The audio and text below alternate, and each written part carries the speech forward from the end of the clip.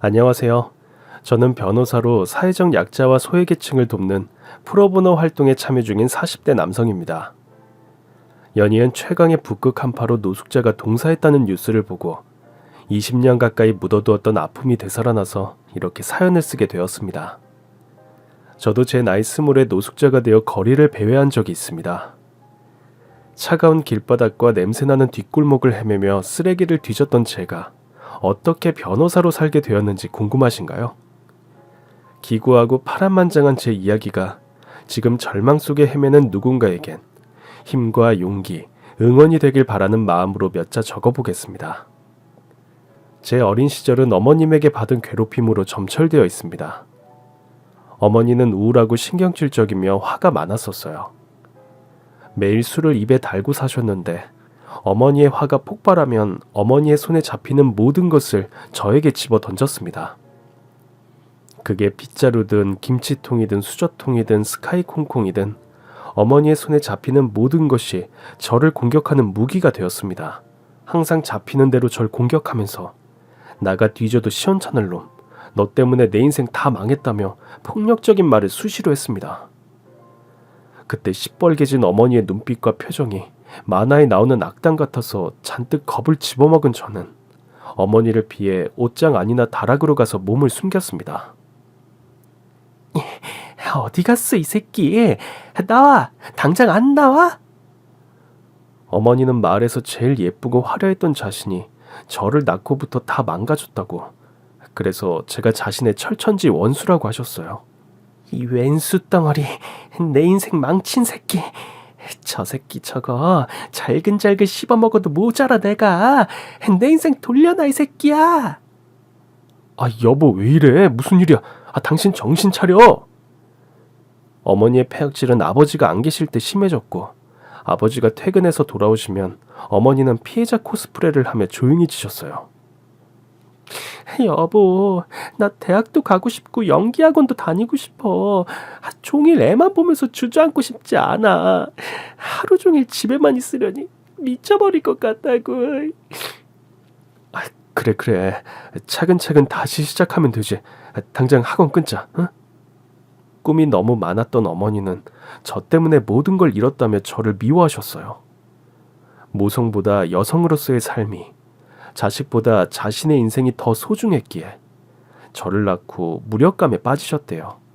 부모님은 하숙집 딸과 하숙생의 만남이 속도 위반과 결혼으로 이어진 케이스였는데요.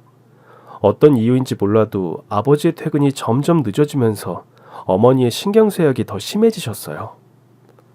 제 기억엔 아버지가 농협이나 마을금고 같은 금융기관에서 일하셨던 것 같아요.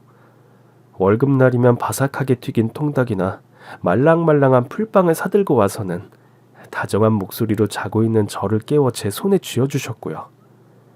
이따금 저를 데리고 학교 운동장 가서 캐치볼을 함께했던 기억도 어렴풋하게 남아있습니다. 제일 선명한 기억은 저를 업고 헐레벌떡 뛰던 아버지의 뒷모습입니다. 그날은 바깥 날씨가 추웠는지 아니면 비가 왔는지 아버지와 저는 방에서 씨름을 하면서 놀았습니다.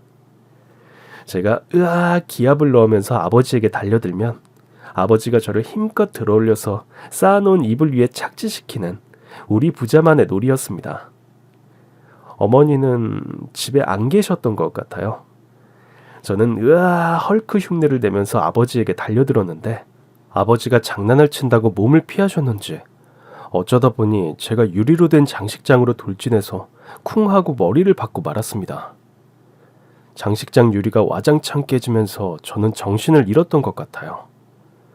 제가 정신이 들었을 때는 아버지의 등 위였는데 아래턱이 화끈거리고 아팠습니다. 아빠, 나 아파. 나 죽는 거야? 아니야 정빈아 괜찮아. 아빠가 정빈이 죽게 안 해. 다 괜찮을 거야. 조금만 참아. 우리 정빈이 용감하고 씩씩한 용사잖아. 그지? 응. 아버지는 정말 미친 속도로 저를 업고 뛰셨어요. 병원으로 가는 택시 안에서 부들부들 떨면서 저를 안고 괴로워하던 모습도 잔상으로 남아있습니다.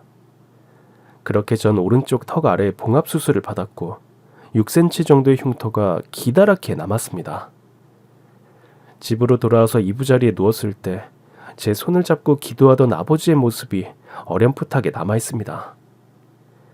아쉽게도 아버지의 얼굴이 가물가물해요. 왜냐면 그 일이 있고 얼마 안 있어 두 분이 헤어지셨거든요. 어머니 말로는 아버지가 바람을 피워서 이혼을 했다고 하셨지만 어린 나이에도 그 말이 믿기지 않았어요. 늘 술에 쩔어서 밖으로 나돌고 외박도 일삼던 사람은 정작 어머니였으니까요. 아무튼 어머니는 이혼하자마자 도망치듯 저를 데리고 낯선 곳으로 이사를 갔습니다. 지금 생각해도 어머니가 왜 저를 선택했는지 모르겠습니다. 딱히 저를 사랑해서는 아니었어요. 어쩌면 화풀이 상대가 필요했던 걸까요? 어머니와 단둘이 살게 되자 어머니의 괴롭힘은 더 심해졌어요. 밥을 차려주지 않는 날도 많았고요. 남자들을 만난다고 나가서 며칠씩 집을 비워두기도 했어요. 어떤 날엔 남자들을 집으로 데려오기도 했습니다. 그런 날이면 집안에서 나는 술 냄새가 죽도록 싫었어요. 그러다 남자들이 떠나고 화를 조절하지 못하면 어김없이 저에게 화풀이를 했어요. 그 당시는 엄마한테 마구 혼나고 난 직후 잠깐의 시간이 그나마 평안했을 정도예요. 엄마한테 혼나고 집에 혼자 울면서 잠들 때마다 아버지가 슈퍼맨처럼 나타나서 저를 구해주길 간절하게 바라고 또 바랬습니다. 하지만 아버지는 어머니와 이혼한 뒤로 단 한 번도 얼굴을 볼 수가 없었습니다. 아버지가 나를 버렸다는 사실이 믿기지 않았고 믿고 싶지 않았습니다. 초등학교 1학년 때였어요. 학교에 가져갈 준비물이 필요해서 어머니에게 말했을 뿐인데 어머니의 화가 폭발했습니다. 내가 지금 누구 때문에 이러고 사는데 내 인생 망친 주제에 뭐? 돈? 네 같은 왼수는 맞아야 정신을 차리지? 하면서 옆에 있던 나무 빗자루를 들고 저를 사정없이 난타하셨어요. 두 팔로 머리를 감싸고 매질을 피하면서 이렇게 가만히 있다간 죽을 수도 있겠구나 그런 생각을 했습니다. 그래서 일단 피하자 하는 마음으로 집을 뛰쳐나왔습니다. 어머니의 매질을 피해 일단 도망쳐 나왔는데 다시 집으로 돌아가기가 싫더라고요. 무작정 걸었습니다. 길을 걸어도 집으로 돌아가고 싶은 마음이 생기지 않았어요. 발길 닿는 대로 걷고 또 걷다가 문득 정신을 차려보니 그곳은 한 번도 본 적 없는 생경한 낯선 동네가 떡하니 눈에 들어왔습니다. 네, 저는 졸지에 길 잃은 미아가 돼버렸습니다. 한겨울 해가 져서 사방은 어둑어둑한데 집으로 돌아갈 차비는 없고 배에서는 꼬르륵 소리가 났습니다. 걸을 땐 미처 몰랐던 겨울의 맹추위와 칼바람이 갑자기 엄습해왔어요. 저는 이대로 죽을지도 모른다는 두려움과 충격으로 온몸이 얼음처럼 굳어버렸어요. 이때 받은 충격과 스트레스로 저는 잠시 기억을 잃고 실어증에 걸리고 맙니다. 정신을 차리니 미아 보호소에 있었고 또 정신을 차리니 경찰 아저씨가 저를 미아 보호소에서 작은 보육원으로 인계하고 있었어요. 보육원으로 입소하고 얼마 안 돼 저는 기억이 완전히 돌아왔고 자연스럽게도 말도 하게 됐습니다. 하지만 어머니에게 돌아가는 것보다 차라리 보육원에서 사는 게 더 낫겠다 싶었어요. 삼시세끼를 규칙적으로 먹을 수 있는 데다 학교도 다닐 수 있으니까요. 그래서 사회복지사와 면담을 할 때마다 계속 기억이 안 나는 척 했어요. 의사 선생님 말로는 몸도 정신도 지극히 정상이라고 하는데 네 이름이 기억 안 나? 네, 전혀 모르겠어요. 아무리 생각해도 기억나지 않아요. 그럼 집은 어디에 살았는지 한번 떠올려봐. 아니요, 집도 모르겠어요. 어디에서 살았는지 누구랑 살았는지 전혀 기억이 없는데요. 아유, 기억이 안 나면 큰일인데. 그러다가 엄마 아빠 만나지도 못하고 여기서 살아야 하는데 자, 얼른 기억을 떠올려보자. 그래야 엄마 아빠를 다시 만나지. 저 그냥 여기서 살면 안 돼요?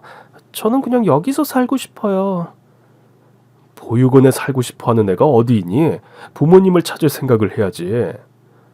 전 여기가 좋아요. 아유, 참으로 별난 아이구나. 그렇게 저는 보육원에서 생활할 수 있게 되었습니다.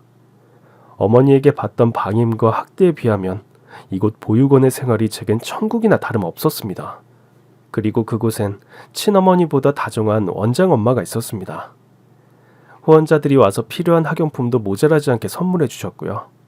그렇게 저는 부모님이 지어주신 이름 김정빈을 스스로 버리고 원장 엄마가 장명해 주신 이름 이해찬으로 새롭게 태어났습니다. 보통 부모의 관심과 사랑에 목말라 하는 보육원의 다른 아이들과 달리 저는 오롯이 보육원 생활에 집중할 수 있었어요. 저는 보육원에서 나오는 밥 한 톨도 흘리지 않고 감사한 마음으로 소리 없이 다 먹었습니다. 제때 먹고 제때 공부하면서 몸도 튼튼해지고 키도 쑥쑥 자랐고요. 체력이 회복되고 집중력도 좋아지면서 학교 성적도 나날이 향상됐습니다. 중학생이 되면서부터 공부가 제일 쉬웠어요. 아니, 즐거웠습니다. 비록 소극적이고 내향적인 학생이었지만 성적이 우수해서 학교 선생님도 관심을 보이셨고요. 보육원에서도 이러다가 4년제 대학 진학자가 나오는 게 아니냐며 큰 기대를 모았습니다. 저희 보육원은 공부를 잘하면 대학 등록금을 내주고 나중에 졸업을 하면 본인의 회사에 입사까지 시켜주는 후원자분이 계셨거든요. 그 회사인 보육원 출신이 많았는데 회장님을 아버지라고 부른다고 해요. 저는 그곳을 목표로 공부하고 있었죠. 그런데 세상은 늘 내 뜻대로 움직이지 않더군요. 보육원엔 저를 안 입고 하고 시기 질투하는 형들이 있었습니다. 보육원 형들의 강압적인 분위기에 시달리는 건 어제 오늘 일이 아니었지만 제가 고등학교에 진학한 뒤로 형들의 괴롭힘이 더 악랄해지고 심해졌습니다. 등교하려는데 신발이 없어지거나 교복을 커터칼로 난도질 해놓는 건 애교였어요. 교과서와 참고서를 찢어서 화장실 변기에 넣는 일도 다반사였죠. 형들이 시설을 퇴소해야 하는 나이가 가까워지면서 형들의 구타와 막말이 절정에 이르렀습니다. 깊은 밤 모두가 잠든 시간에도 저를 불러내어 괴롭혔습니다. 아, 쭈그리 공부 좀 한다고 네가 뭐라도 된 것 같나 보지? 어디서 눈을 부릅뜨고 있어. 눈 깔아 이 새끼야. 원장이 뭐랬더라? 동생들의 모범이 되는 이해찬이?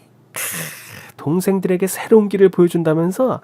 어디 그럼 우리 형들한테도 뭔가 보여줘야지. 안 그러냐? 그렇지. 오늘 이해찬이가 켄터키 치킨과 맥주 시원하게 한번 쏘자. 아, 형 죄송하지만 저 돈 없어요. 뭐? 선수끼리 왜 이래? 너 이번에 장학금 받았다며. 후원자들 다녀가는 걸 내 눈으로 똑똑히 봤는데 어디서 구라를 까고 있어. 아, 형들도 잘 알잖아요. 개인 후원금은 원장님이 저금해 주시는 거. 에이, 그건 내 알 바 아니고 우린 당장 맥주 한 잔에 치킨을 뜯어야 쓰겠고 계산은 물론 네가 해야겠고. 아, 정말 수준에 돈 한 푼도 없다니까요. 몇 번을 말해요. 아, 내가 그 방법까지 일일이 알려주랴? 원장실 가서 저금 통장을 잽시 오라고 이 새끼야. 아, 안 되겠다. 이해찬이 오늘따라 말이 많네. 며칠 안 맞았다고 몸이 근질근질한가 본데. 야, 죽여. 형들의 욕설과 함께 무차별적인 발길질이 시작됐습니다. 이렇게 맞다가 죽을지도 모른다는 두려움. 어린 시절 엄마에게 맞던 기억이 떠올라 숨을 제대로 쉴 수 없었습니다. 무서웠습니다. 형들은 급기야 커터칼로 저를 위협하며 원장님 지갑에 있는 카드를 훔쳐서 돈을 찾아오라고 명령했습니다. 만일 이틀 안에도 빈손이다. 그럼 뭐 네 얼굴 상처? 그건 애교로 보이게 해준다. 원장님께 솔직하게 말씀드려 볼까 했지만 그랬다간 형들한테 어떤 보복을 당할지 몰랐어요. 그래서 제가 선택한 것은 36개 주랭랑 도망이었죠. 학교 폭력이라면 피해자가 다른 곳으로 전학이라도 갈 수 있지만 보육원 폭행은 그럴 수도 없었습니다. 겨우 17, 어린 나이에 무작정 보육원을 뛰쳐나와 길거리 생활을 시작하게 됐습니다.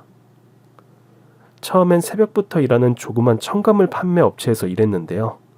아르바이트생에게 숙식을 제공했기 때문에 학교를 다니지 않고 집이 없는 저에겐 아주 매력적인 조건이었습니다. 게다가 월급이 200만 원이나 된다고 해서 얼른 돈을 모아서 방도 구하고 검정고시도 준비해야지 했습니다. 캄캄한 새벽 4시부터 저녁 8시까지 무려 16시간 동안 일했어요. 지금으로 따지자면 최저임금에 못 미치는 액수였지만 저는 처음으로 밥벌이를 한다는 즐거움에 힘든 줄 모르고 일했습니다. 드디어 기다리고 기다리던 첫 월급날이 돌아왔는데 어찌된 영문인지 사장님이 월급을 주지 않는 거예요. 사장님, 뭐 잊으신 거 없으세요? 뭐? 내가 뭘 두고 갔냐? 그게 아니고 실은 어제 15일이 제 월급날이었는데요. 그래? 그래서 뭐 어쩌라고? 제 월급 200만 원 주시기로 하셨는데 아무런 말씀이 없으셔서요. 와, 그렇게 안 받는데? 너 참 뻔뻔하구나. 너 여기서 먹고 저가면서 월급까지 받으려고? 처음 일할 때 숙식 제공에 월급 200이라고 하셨잖아요. 야, 어린 게 돈독이 올랐구나. 숙식을 제공하는데 돈까지 내놓으라고 하면 어디 가서 너 욕먹어. 아, 양심이 없어도 이렇게 없을까? 숙식을 제공해서 월급을 줄 수 없는 황당한 논리였지만 저는 아무런 저항을 하지 못했습니다. 저에겐 이런 일을 따져줄 어른이 없었기 때문입니다. 저는 돈이 필요했기 때문에 숙식 제공이 되는 주유소 세차장 아르바이트를 구했습니다. 그런데 여기선 월급의 30%를 보증금으로 떼었습니다. 3개월 내에 일을 그만두면 보증금을 돌려주지 않겠다고 했어요. 요즘 애들 책임감이 없어 그렇다고 하지만 돈은 적게 주고 일은 너무 많이 시켜서 그런 거더라고요. 앉아서 쉴 시간도 없고 밥 먹을 시간도 없이 일했습니다. 그래도 돈을 모아서 월세 10만 원짜리 고시원을 구했습니다. 34개 정도 되는 고시원 방은 한 사람이 겨우 누울 수 있을 정도로 좁았고 지저분했습니다. 바깥 창문이 없어서 쾌쾌한 냄새도 났습니다. 화장실은 공동 화장실이었고 밥이 제공됐어요. 그곳에서 1년을 사는데 정말 우울증에 걸릴 것 같았습니다. 고시원 주민들도 대체로 술에 취해 있거나 우울했습니다. 저는 오직 잠만 해결할 수 있으면 된다고 생각했기 때문에 고시원 생활도 나쁘지 않았습니다. 한 번은 백화점 의류 매장 정규직으로 입사를 해서 저는 꿈에 부풀었죠. 그런데 3개월 만에 매장이 폐장된다며 직원들은 모두 그만두게 됐어요. 그런데 관리자가 재고 조사했더니 물건이 부족하다. 직원들이 나누어 손해배상을 해야 한다고 해서 실업자가 된 것도 서러운데 50만 원 정도를 배상해야 했어요. 월급을 받고 보니 50만 원을 제하고 주셨더라고요. 어리다는 이유로, 부모가 없다는 이유로, 학교에 다니지 않는다는 이유로 저는 무시당하고 돈을 뜯겼습니다.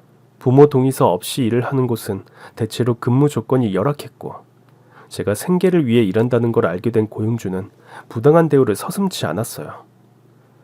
그 시절 제가 만난 어른들은 왜 하나같이 나쁜 어른들이었는지 지금 생각해도 그때 억울하고 속상했던 마음이 되살아나서 눈물이 나네요. 그렇게 힘든 하루하루를 버티고 버텨서 어느덧 저도 20살의 성인이 되었습니다. 그 무렵 전 고깃집에서 부지런히 일해서 돈을 차곡차곡 모으는 재미로 살고 있었어요. 적금 통장의 숫자가 늘어날수록 제 꿈이 가까워졌기 때문인데요. 그 당시 제 꿈은 제 가게를 차리는 거였거든요. 주인 아저씨의 어깨 너머로 착실하게 배운 사업 수완과 노하우로 언젠가 제 이름으로 된 고깃집을 내서 성공하겠다는 꿈에 부풀었습니다. 꿈이 있으니까 힘든 줄도 모르겠더라고요. 그러나 이 꿈도 한 통의 전화로 물거품이 되고 말았습니다. 그것도 제가 휴대폰을 산 지 얼마 되지 않았을 때입니다. 여보세요? 이해찬 씨 맞으시죠? 네, 그런데요. 아이고, 수고하십니다. 서울지검 범죄수사팀 김민재 수사관이라고 합니다. 다름이 아니고 본인과 관련된 명의도용 사건 때문에 몇 가지 사실 확인차 연락을 드렸습니다. 네? 명의도용이요? 얼마 전에 검거된 금융사기 조직 범죄에 이해찬 씨가 연루되셨어요. 거기에 무더기로 나온 대포 통장 중에 이해찬 씨 통장이 있습니다. 제 통장이요? 네. 혹시 영등포구 물레지점 국민은행에 방문해서 통장을 개설한 일이 있으신가요? 아니요.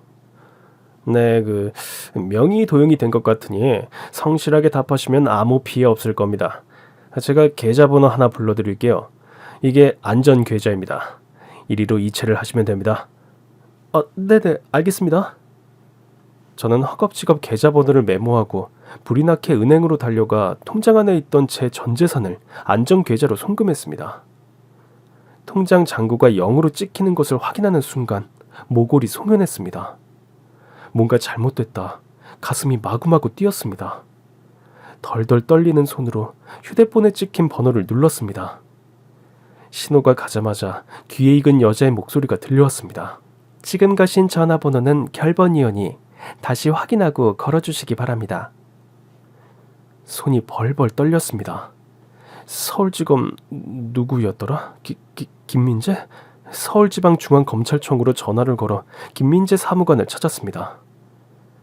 불길한 예감은 틀리지 않았고 그런 사람은 없다고 했어요.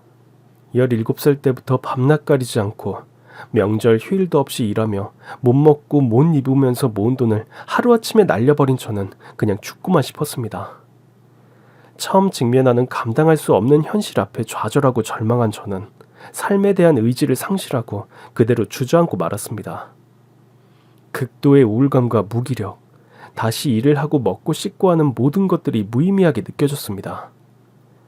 직장을 구하거나 살 집을 구하는 일 따위에 안간힘을 쓰고 싶지 않아졌어요. 그렇게 저는 길을 떠돌아다니는 노숙자로 전락하고 말았습니다. 발 닿는 대로 걷다가 적당한 곳에 종이박스를 펴고 누우면 잠자리가 됐어요. 비가 오거나 눈이 내리면 지하차도로 들어갔고요.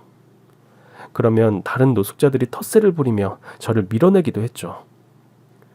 배가 고프면 무료 급식소를 찾아가거나 여의치 않으면 쓰레기통도 뒤졌습니다. 자포자기하는 마음으로 하루하루를 살다 보니 결국 내 인생은 이렇게 살다 죽겠거니 싶었어요. 세상 천지에 노숙자가 꾸민 사람이 어디 있겠어요. 자기도 모르게 어쩌다 보니 폐인이 되어 있는 거죠. 노숙자가 되어보니 쌀 한 톨 빵 한 조각이 아쉬웠습니다.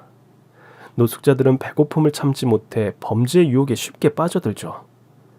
어떤 노숙자 아저씨는 자기가 먹고 싶은 메뉴를 매일 종이박스에 써놓기도 했는데 그럼 행인들이 그 메뉴를 사와서 노숙자 아저씨 앞에 슬그머니 놓고 가기도 했어요.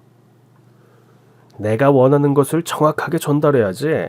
그걸도 전략 전술이라고. 저는 그 노숙자 아저씨만큼 전략도 전술도 용기도 없었어요. 그래서 하루를 멀다 하고 배를 골기가 일쑤였죠.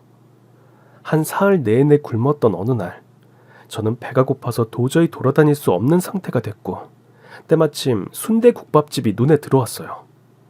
아무것도 먹지 못했던 저는 일단 살려고 어떻게든 살아보겠다는 일념으로 그 국밥집으로 들어갔습니다. 유명한 맛집인지 아니면 식사 시간이어서 그랬는지 사람들이 많았어요. 사장이 쎄한 눈으로 저를 쳐다봤지만 다행히 주문을 받아주더라고요. 순대국밥 한 그릇을 시켜서 허겁지겁 먹었습니다.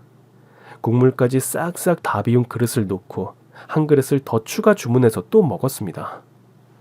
그러면서 뛰쳐나갈 타이밍을 쟀죠. 사장님, 여기 깍두기 좀 더 주세요. 네, 갑니다. 여기 깍두기 추가요. 다른 테이블 손님의 호출에 사장이 잠시 한눈을 파는 순간 화장실에 가는 것처럼 자연스럽게 일어나 문 밖으로 나가서는 후다닥 도망쳤습니다. 국밥집 사장님이 금방이라도 나타나 제 뒷목을 잡을 것 같았지만 어쨌든 배불리 먹어서 행복했어요. 몰래 먹는데 성공한 뒤로 자신감이 붙었습니다. 그래서 여기저기 무전취식을 했어요. 순대국밥집에 이어 시장할매 국수집, 갈비 만두집을 돌며 먹튀에 성공하는 날이 늘어갔습니다.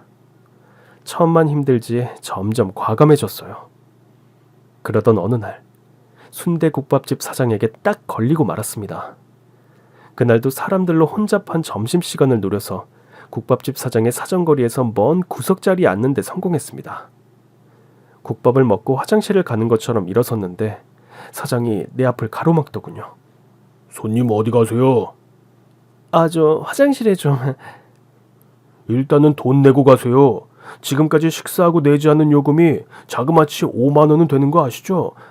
어떻게 오늘은 다 계산하실 거죠? 네? 돈이요, 돈.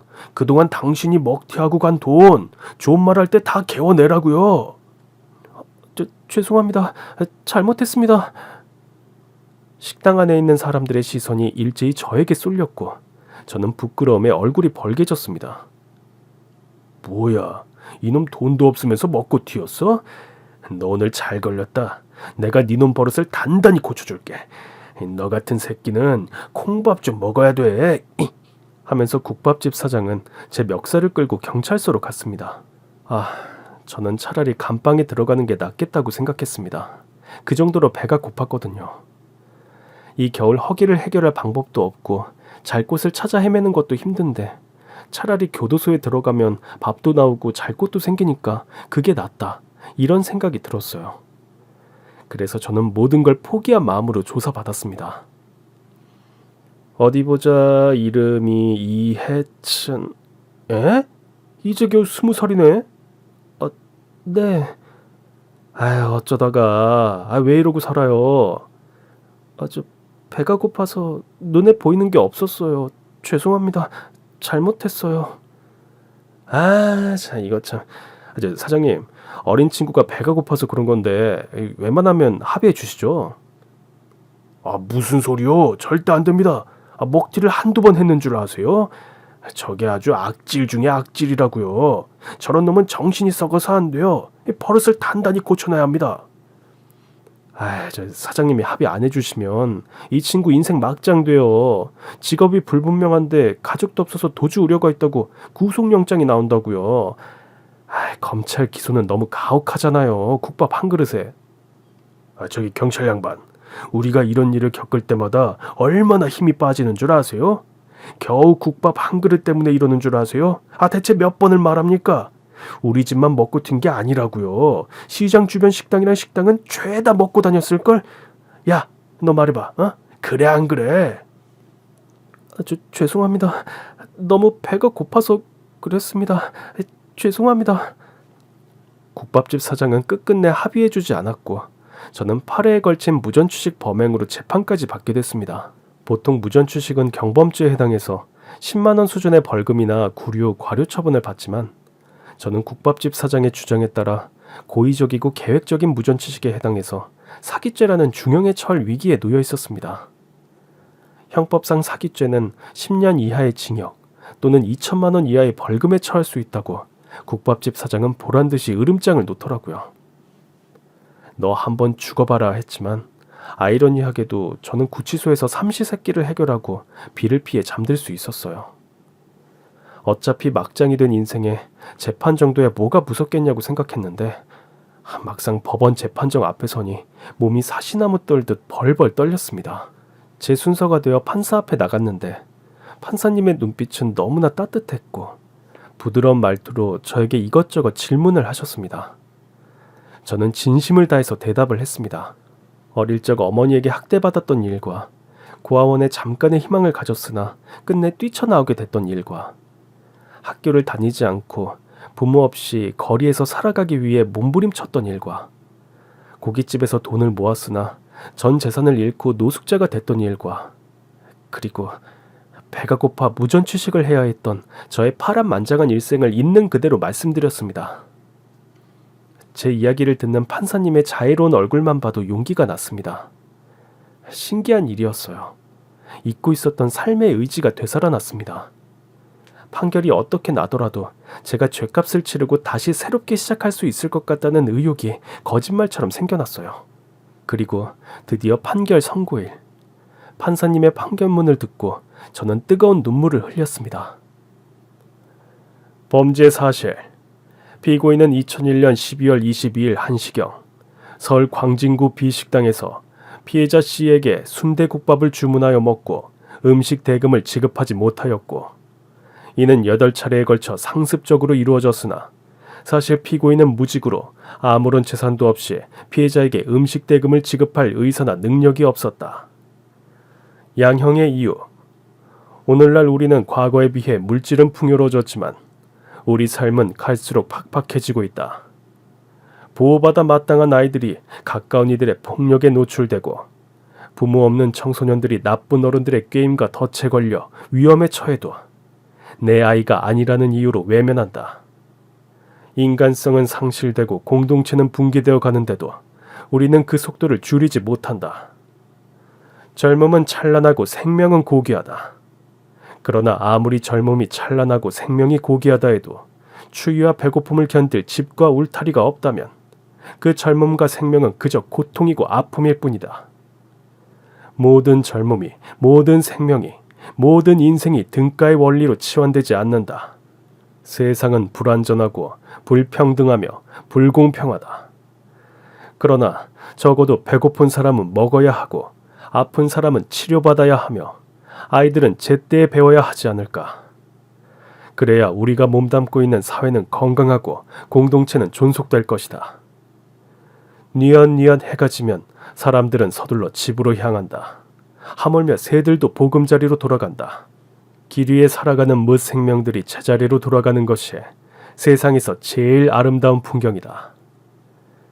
이 사회는 하루를 견디고 버티는 젊음들이 편히 내일을 꿈꾸며 준비할 수 있는 집과 울타리가 되어야 한다. 가난 때문에 꿈을 포기하고 좌절하는 젊은이들이 없도록, 생존이 급급해 당장 나쁜 선택을 하는 청년들이 없도록 우리는 그들에게 손을 내밀어야 한다. 굶주림에 지쳐 빵을 훔친 현대판 장발장들에게 전과자라는 낙인이 찍히면 더 깊은 수렁에 빠질 것이다. 가난 때문에 범죄가 되풀이되는 것은 최대한 막아야 한다. 배고픈 이를 외면하지 않고 아픈 사람을 방치하지 않으며 아이들을 바르게 교육시키는 것이야말로 우리 사회의 소명이요 책무이다.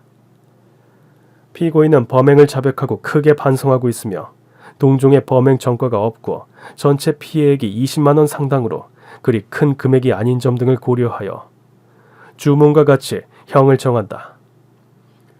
주문: 피고인 이해찬을 징역 1개월, 집행유예 1년에 처한다. 내 인생은 막장이라고 생각하고 마음을 비우고 있었는데 판사님의 선고는 너무나 의외였습니다. 저는 정말이지 새 삶을 살겠다는 의지로 두 주먹을 불끈 쥐었습니다. 무엇이든 할 수 있을 것 같았어요. 얼른 돈을 모아서 무전 취직했던 상인들에게 돈을 갚아야겠다고 마음먹었습니다. 그렇게 재판정을 나오려는데 판사님이 저를 찾아오셨어요. 이해찬 군 축하해요. 자, 이거 인생 선배가 주는 선물이라 생각하고 받아요. 판사님은 저에게 책 한 권과 차비를 하라며 용돈 10만 원이 든 봉투를 주셨어요. 아마 제가 출소하자마자 다시 거리로 돌아갈 것을 염려하셨겠죠. 땡전 한 푼 없는 저에게 판사님의 선처는 정말 벅찬 감동이자 최고의 응원이었습니다. 감사합니다, 판사님.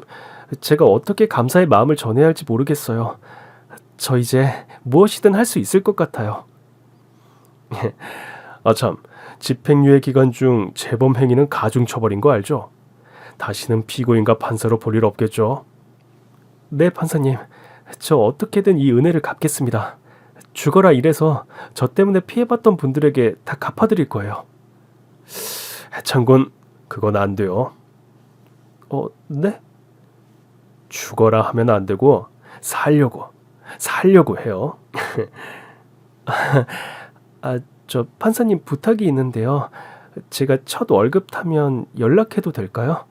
판사님께 밥 한 끼 사드리고 싶습니다. 그건 안 되겠는데요. 그렇겠죠. 판사님은 바쁘신 분인데 저 같은 놈을 만날 시간이 없으시겠죠. 아니요, 밥은 제가 삽니다. 해창군 월급날 기대하고 있을게요. 그렇게 저는 숙식을 제공해주는 식당에서 부지런히 일했습니다. 이 세상에 누군가 나를 지지하고 응원한다는 느낌은 삶의 의지와 활력을 더해주었습니다. 판사님에게 감사한 마음을 담아 하루하루를 열심히 살았습니다. 그리고 첫 월급을 받고 저는 판사님과 만날 약속을 했어요. 머리는 덥수룩하고 수염도 밀지 않아 지저분했던 과거의 나를 버리고 머리도 깨끗하게 이발하고 얼굴도 말끔하게 면도를 하고는 판사님을 만나러 갔습니다. 법원 앞 커피숍에서 만나기로 했는데 판사님은 절 몰라보시더라고요. 판사님! 이해찬 군. 이야, 이거 너무 멀끔해져서 몰라봤어요. 어디 봅시다. 이야, 이발하고 나니까 완전 훈남이군요. 하면서 제 얼굴을 찬찬히 뜯어보시던 판사님의 얼굴에 갑자기 웃음기가 사라졌습니다. 판사님은 제 얼굴, 구체적으로 턱 아래 흉터를 뚫어져라 보시더니 해창군, 실례가 안 된다면 이 흉터 어쩌다 생겼는지 물어봐도 될까요? 라고 하셨습니다. 아, 이거요? 기억이 가물가물한데요. 제가 아주 어렸을 때예요. 학교도 들어가기 전이요. 아빠 얼굴도 기억이 안 나는데 아빠랑 놀았던 것만 실루엣처럼 생각나거든요. 아빠랑 저랑 우리끼리 하는 씨름이 있었어요. 제가 헐크처럼 으아 하면서 아빠한테 달려들면 아빠가 저를 붕 들어서 이불에다 슉 착지시켜주는 그런 놀이였는데 제가 너무 신이 나서 달려가다가 얼굴을 그대로 장식장 유리에 꽝 박았나 그랬어요. 그때 우리 아빠가 진짜 저를 업고 막 뛰셨거든요. 판사님 왜 우세요? 이게 그렇게 슬픈 이야기가 아닌데 판사님 잘못했어요. 제 이야기를 듣던 판사님의 눈에서 닭똥 같은 눈물이 뚝뚝 떨어졌습니다. 저는 화들짝 놀라서 이야기를 멈추었습니다. 판사님은 갑자기 제 손을 잡으시고는 생각지도 못한 말을 하셨어요. 혹시 옛날에 김종빈이라고 불리진 않았어요? 김종빈. 네? 그 이름을 판사님이 어떻게 아세요? 고아원에 들어가기 전에 제 이름이었는데 제가 누구한테 한 번도 말한 적이 없어서 기록에 남아있지도 않을 텐데 그걸 어떻게 아세요? 아니 이럴 수가.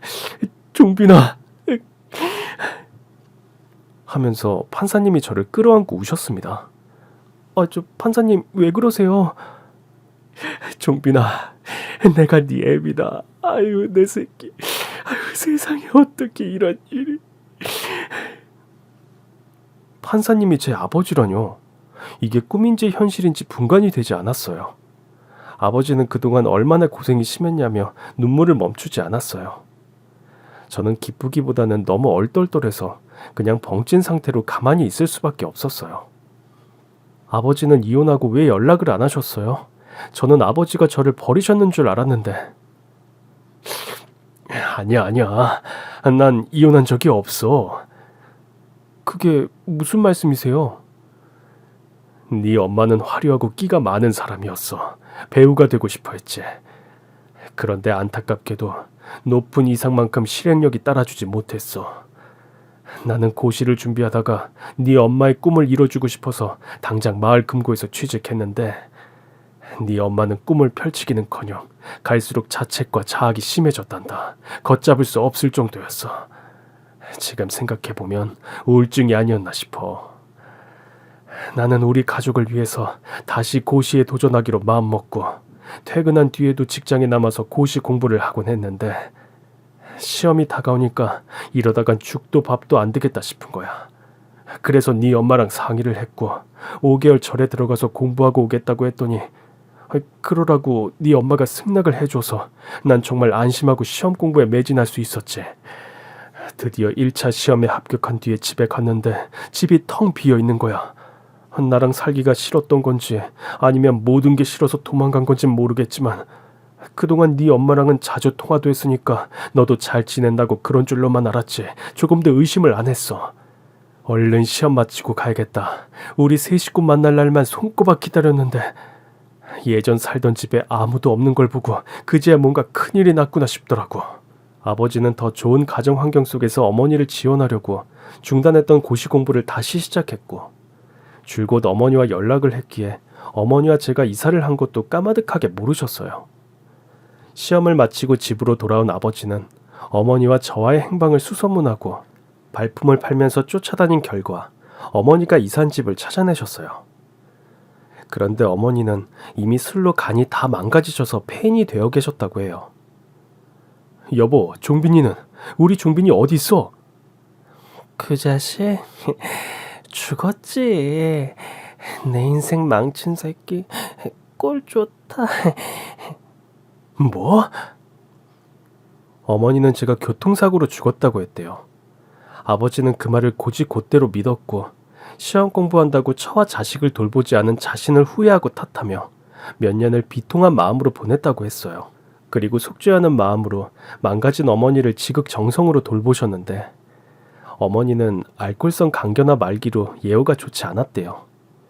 그래도 아버지는 희망을 잃지 않고 간이식할 사람을 구해서 어머니에게 수술을 받게 했는데, 그럼에도 어머니는 정신을 차리지 못하고 다시 술을 끊지 못해서 다시 술을 마시다가 끝내 돌아가셨다고 합니다. 저를 괴롭혔던 어머니가 그래도 어딘가 살고 계실지 않을까 했는데, 돌아가셨다는 말을 들으니 기분이 묘했습니다.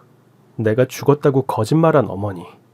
나도 어머니를 버렸지만 어머니도 나를 버렸구나. 잘 알고 있었지만 그 일을 다시 꺼내어 보니 참담하고 비참했으며 씁쓸했습니다. 아버지는 계속 눈물을 훔치며 말씀하셨어요. 희한한 일이지. 네 사건을 맡고 꿈을 꿨는데 예전에 너하고 씨름하면서 놀던 그 무렵에 너가 나왔어. 그때처럼 웃으면서 나에게 달려드는 걸 내가 이렇게 안아서 올리는데 그때 꿈에서 깼지 뭐니. 그 꿈 때문인지 피고인석에 서 있는 너를 보면서 우리 아들도 살아있다면 저 나이일 텐데 하고 남 같지가 않더라. 아버지 죄송해요. 아들이 못나서 이것밖에 되지 못해서. 그게 무슨 말이야. 그게 왜 네 탓이야. 다 내 잘못이다. 내 잘못이야. 그 순간 지금까지 실루엣만으로 보이던 아버지의 과거 잔상이 갑자기 환해지면서 현재의 아버지의 얼굴과 겹쳐 보였습니다. 어린 시절에 봤던 아버지의 얼굴이 선명해지면서 저는 폭발하듯 소리쳤습니다. 아빠, 아빠 왜 이제 왔어? 왜? 종빈아 미안하다. 아빠, 내가 얼마나 보고 싶었는데. 저는 부모님이 지어주신 이름을 되찾고 다시 아버지의 호적에 이름을 올렸습니다. 물론 아버지의 집으로 들어가 살게 되었죠. 그리고 아르바이트를 해서 모은 돈을 들고 그동안 무전 취식했던 가게에 찾아가 머리 숙여 사죄하고 피해액을 변상해 드렸습니다. 이게 벌써 20년도 더 된 이야기랍니다. 아버지는 제가 다시 공부할 수 있도록 전폭적인 지원을 아끼지 않으셨어요. 저는 검정고시를 치르고 4년제 대학을 졸업 후 아버지의 뒤를 이어 법조인이 되었습니다. 지금 변호사 가운데 저만큼 기구한 인생 역경을 살아온 사람은 없지 않을까? 한 번씩 이런 생각을 해요. 어머니의 방임과 괴롭힘으로 가출해서 기억을 잃고 실어증에 걸리고 고아원에서 살다가 다시 탈출해서 노숙자로 살았던 지난한 인생이 저는 부끄럽지 않습니다. 오히려 부모도 없이 학교도 다니지 않고 사회에 나와서 밥벌이를 해보겠다고 몸부림쳤던 청소년 시기의 고통과 아픔을 누구보다 잘 알기에 지금 어렵고 힘든 상황에 있는 청소년들의 멘토가 될 수 있었으니까요. 청소년들이 근로기준법을 몰라서 부당한 대우를 받지 않도록, 나쁜 어른들이 약한 청소년들을 무시하고 착취하지 않도록, 여리고 어린 새싹들을 보호하는 울타리를 치고 지키는 파수꾼 역할을 하고 있습니다. 제 아버지가 저에게 해주셨던 것처럼 인생의 막다른 벽에서 삶의 의욕을 잃고 방황하는 청년에게 삶의 의지를 불어넣을 수 있도록 눈을 크게 뜨고 지켜볼 생각입니다. 지금 혹시 숱한 시련 끝에 좌절과 절망 속에 계신가요? 미래가 보이지 않아 암담하신가요?